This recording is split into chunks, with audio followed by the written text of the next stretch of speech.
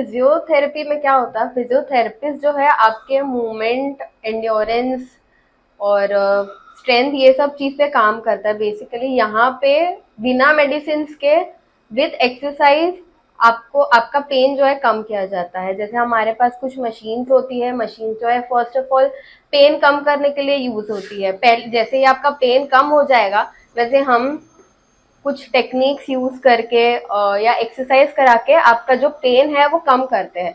तो और फिर फ्यूचर में वो एक्सरसाइजेस बस आपको कंटिन्यू रखनी है और फिर आपका पेन ना नहीं आएगा वापस कभी। यूजुअली कितना वक्त लगता है ये ट्रीटमेंट?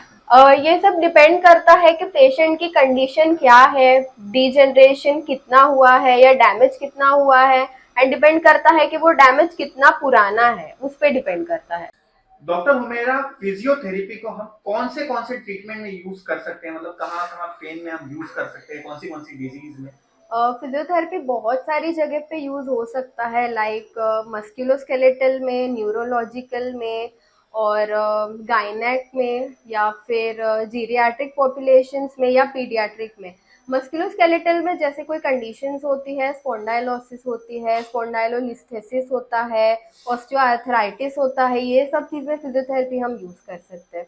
न्यूरोलॉजिकल में हम यूज कर सकते हैं, जैसे किसी पेशेंट को स्ट्रोक आया है, स्ट्रोक मतलब जब पैरालिसिस का अटैक आ जाता है तो मसल जो है काम करना बंद कर देते हैं, उसके लिए भी एक्सरसाइजेस कराई जाती है और पेशेंट की कंडीशन उससे बेटर हो जाती है। देन गायनेक में जब प्रेग्नेंट लेडीज जो होती है उनको प्री नेटल और पोस्ट नेटल केयर देना होता है। जैसे प्री नेटल में जैसे उनका पोस्चर ठीक करना, और जैसे कोई फीमेल्स को होता है सी सेक्शन होता है, तो सी सेक्शन के बाद उनका कोर मसल्स कोर स्ट्रेंथ बहुत कम हो जाता है, उससे उनको बैक पेन के बहुत इश्यूज आते हैं। मतलब तो इसके लिए हम उनको कोर स्ट्रेंथनिंग एक्सरसाइज बता सकते हैं and pelvic floor strengthening exercises भी बता सकते हैं।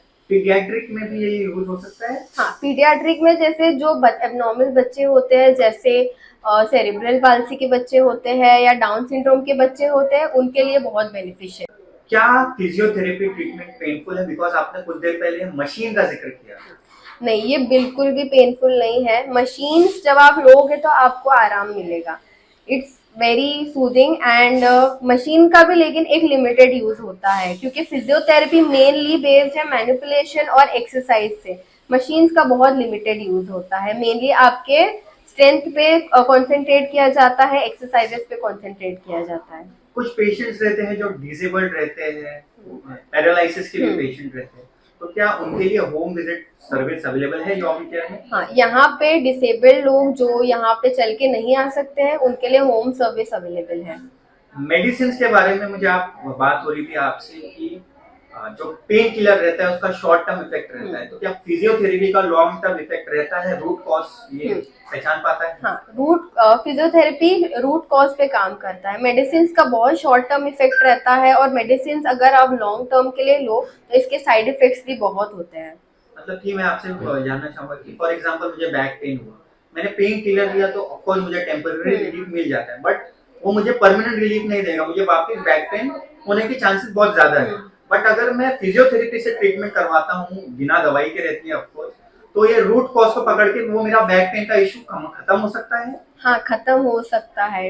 Root cause for an example, अगर आपको नर्व कंप्रेशन की वजह से पेन हो रहा है तो यहाँ पे हम एक्सरसाइजेस बताएंगे जिससे वो नर्व कंप्रेशन की वजह से जहाँ पे आपको मसल्स पे इफेक्ट पड़ रहा है, यहाँ पे स्ट्रेंथनिंग करने के बाद आपको वो नर्व का जो पेन है वो आपको नहीं आएगा वहाँ पे।